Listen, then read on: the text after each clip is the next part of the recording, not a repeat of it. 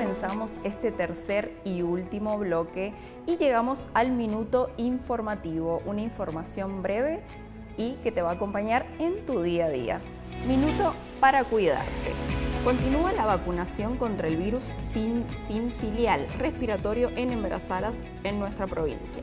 La campaña comenzó en enero de 2026 en el marco del lanzamiento a nivel nacional y se desarrolla de manera simultánea en todo el país. Está destinada a mujeres embarazadas que se encuentren entre las semanas 32 y 36 de gestación, con el objetivo de proteger a los bebés desde el primer día de vida y reducir complicaciones graves durante los primeros 6 meses, especialmente ante la llegada de la temporada invernal. Si estás cursando ese periodo del embarazo, consulta en tu centro de salud más cercano, porque informarte también es una forma de cuidarte.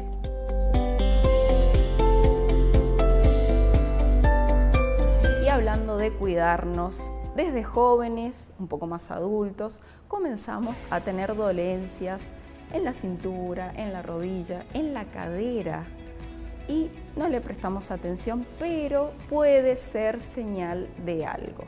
Pero para eso invitamos al doctor Mauricio Molina. ¿Cómo le va, doctor? Hola Brenda, buenas tardes. Un placer tenerlo acá. Un gusto estar en el programa y compartirlo con los sanjuaninos. Estas dolencias, doctor, que a veces no le prestamos atención, por ejemplo, algo particular, yo tengo una dolencia en la cintura y no le presto atención. ¿Debo ir a consultar? ¿Es señal de algo?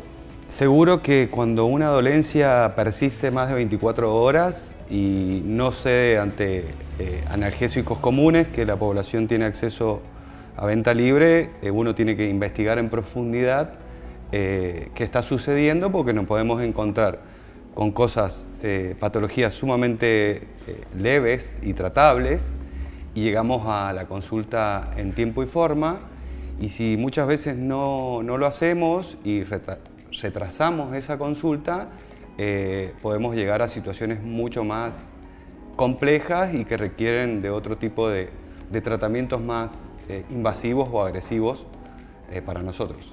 Bien, las señales para consultar, ¿cuáles serían específicamente? El dolor persistente. Bien, que perdura. Podemos tener muchas veces, después de los 40 años, está documentado que la población general tenemos dolores articulares, que muchas veces viene acompañado de la actividad física, el trabajo, las malas posturas, la mala mecánica muscular, y que hacen a que nos vamos envejeciendo la articulación o marca los años, que es inexorable. Entonces, ante esas situaciones lo que tenemos que hacer es consultar si el dolor persiste más de 24 horas y se acompaña ese dolor de otros síntomas. Bien. Como fiebre, inflamación de la articulación. Ante esas situaciones, dentro de las 24 horas, tenemos que hacer la consulta porque podemos estar ante una situación de urgencia. Bien, el debilitamiento de los huesos es un factor fundamental a la hora de hablar de alguna lesión. Nosotros hablamos de fragilidad ósea, y eso viene acompañado muchas veces de la edad. Con los años. Con los años. Es muy frecuente la patología de fragilidad ósea u osteoporosis después de los 65 años, principalmente en mujeres.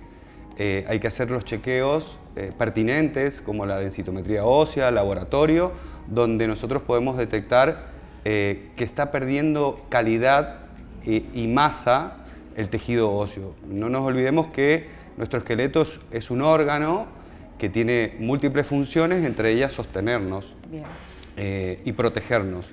Y hay que dedicarle la atención pertinente para prevenir esto que me preguntaste al principio, que es la fragilidad y posteriores caídas simples de baja energía que generan fracturas.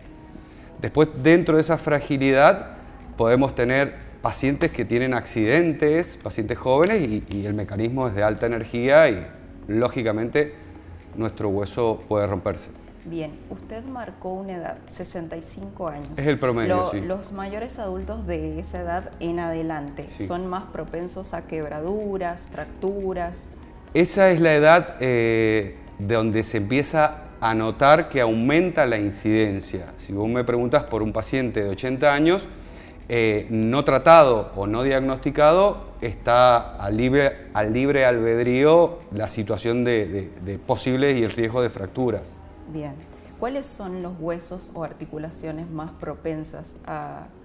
Más frecuente en adultos, claro, en adultos mayores, la frecuencia va de, en primer lugar, la muñeca, bien, caídas de propia altura por diferentes situaciones, la fractura de muñeca, la fractura de húmero, la fractura de columna, la fractura de cadera, son las más frecuentes en el adulto mayor. Haciendo foco en la fractura de cadera, que hay que ponerle, a veces no se le da tanta importancia en un adulto mayor. Cuando está la fractura de cadera, recién ahí vemos si la llevamos al doctor, ¿qué debemos hacer? ¿Cómo debemos evitar eso? Más allá de que a veces no podemos evitar la caída del adulto mayor y que pase esta lesión. La fractura en el adulto, la fractura de cadera específicamente en el adulto mayor es una patología sumamente frecuente a nivel mundial y lo que tenemos que hacer foco ante un adulto mayor con fractura, que estamos ante una situación de urgencia. Bien. El paciente por diferentes razones llegó a un estatus físico o metabólico que hizo que hubiera una caída. Hay un montón de factores a tener en cuenta ante esa situación. Bien. Eso es una urgencia, se debe llamar al sistema de emergencia y debe ser internado el paciente en una institución de salud, lógicamente con el manejo del ortopedista, traumatólogo y un manejo multidisciplinario. Necesitamos en estos pacientes del manejo del dolor, de clínica médica, de varias integrantes para poderlo operar. Es una urgencia ¿por qué? Porque el paciente postrado de esa edad empieza a deteriorarse muy rápidamente, desde procesos infecciosos, como es la neumonía, que lo puede deteriorar y poner en riesgo su vida. Entonces, para evitar esa estancia tan prolongada, debemos ser muy específicos en esa información, que esto debe ser resuelto en forma urgente. Luego de esta fractura, ¿cómo debería de ser la rehabilitación? Y el manejo del paciente una vez operado es integral, clínica, kinesiología. Empezamos con una movilidad precoz, asistida por kinesiología, para que el paciente pueda volver a su estatus previo o mejorarlo. Bien. Porque ahí se detectan muchas veces patologías que venían silentes, sin manifestación y que se manifestaron después de la fractura. Bien. Comúnmente, la obesidad ahora es bastante alta. ¿Eso influye en nuestros huesos, en que estemos más propensos a una lesión así? No solamente en la obesidad es un ítem ahí a tener muy en cuenta, porque hay alteraciones metabólicas muy importantes. En una época de nuestra historia humana, estar en sobrepeso o el gordito se consideraba que era saludable.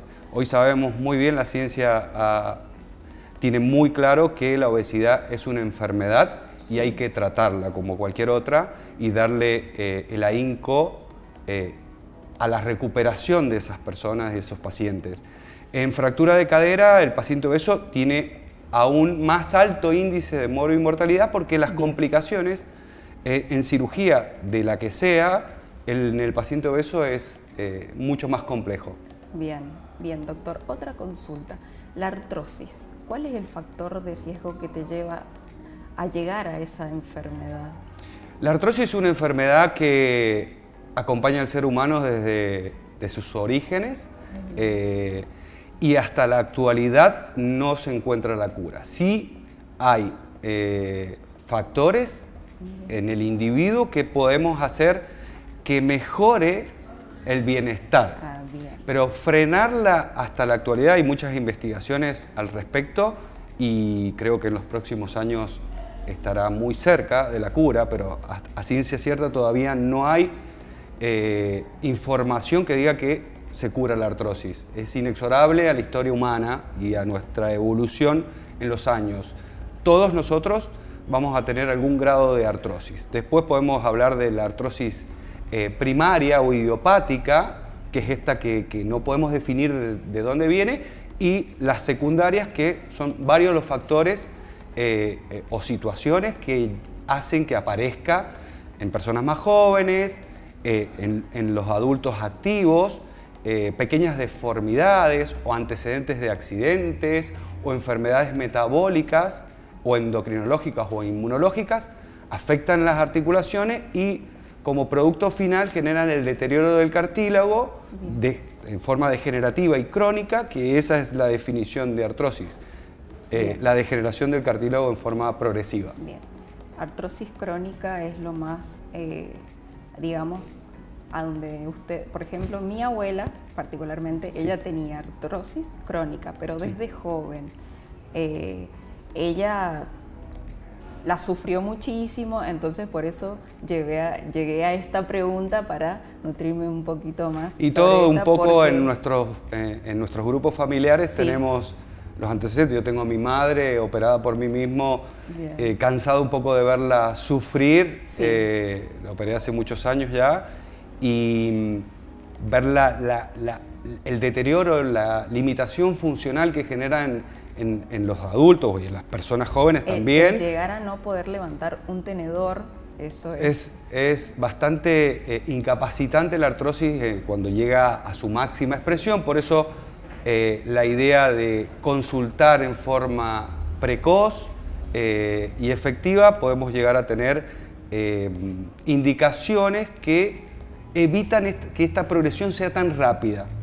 Curar, lamentablemente, la información que tengo es no se cura, pero sí se mejora la calidad de vida del paciente con artrosis. Bueno, doctor, fue muy específico. Lo comprometo a que vuelva con algún tema que usted nos recomiende, que sea común en su consultorio, que sea el más preguntado, el más solicitado. ¿Sí? Muchísimas gracias. Antes de irse, ¿dónde lo pueden encontrar? Bueno, gracias primero por la invitación. Me gusta informar desde la ciencia y desde la conciencia. Yo atiendo en el Sanatorio Argentino y en Clínica El Castaño. Manejo grupos de traumatología para generar un bienestar para la población. Muchísimas gracias. Gracias. Aquí el doctor Mauricio Molina nos dejó que ante mínima señal, una dolencia de más de 24 horas, debemos ir al especialista.